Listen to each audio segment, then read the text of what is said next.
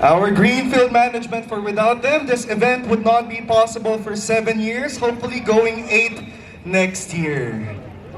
Here we go, Mr. Campos, our president. If you could kindly be near our light switch already, yes, as we proceed to the counting down for lights off. So everyone, please count with me. Count to 10, okay, but in reverse. Ready? 10, 9, 8, 7,